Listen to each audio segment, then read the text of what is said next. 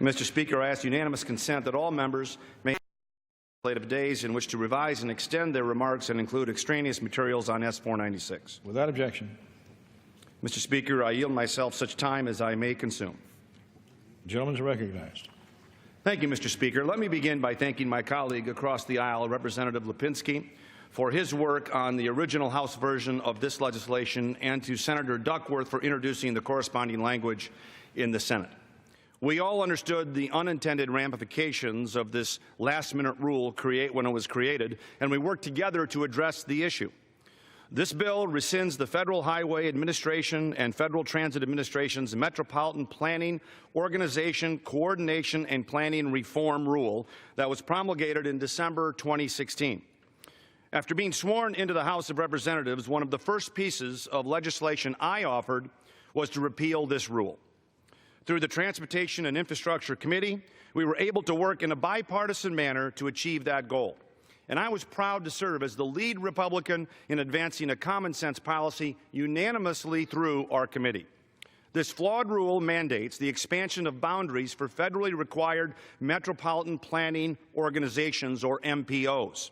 There are 409 MPOs in the United States, and the Department of Transportation identified that more than one-third of these MPOs would immediately be subject to the new requirements of this rule. By requiring that MPO boundaries encompass the entire urbanized area and any surrounding areas that may be urbanized within 20 years, the Department of Transportation has taken away the ability for states and localities to determine how to plan their transportation networks.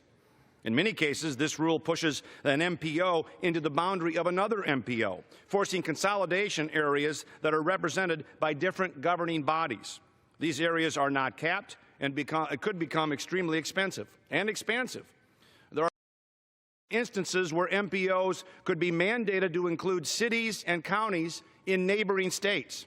The question is, why did the DOT feel the need to institute this rule? States already have the ability to reassess their MPO boundaries. MPOs have the ability to expand beyond their boundaries by using memorandums of understanding. Minnesota uses several for transportation planning. Additionally, every 4 years, MPOs are required to participate in a review process that identifies areas of concern, like the planning of projects with neighboring areas. Meanwhile, in the instances of unelected MPOs, like Minnesota's Metropolitan Council, this rule encourages them to expand without any participation or control from local citizens. The Met Council, representing the Twin Cities area, is entirely appointed by the governor. Through state statute, they have the ability to levy taxes, and like all MPOs, they determine what transportation projects to pursue.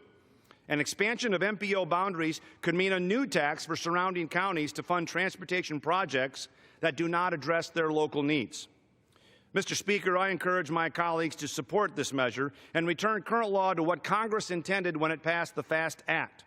This bill ensures that states, cities, counties retain decision-making ability when it comes to planning their development and transportation growth.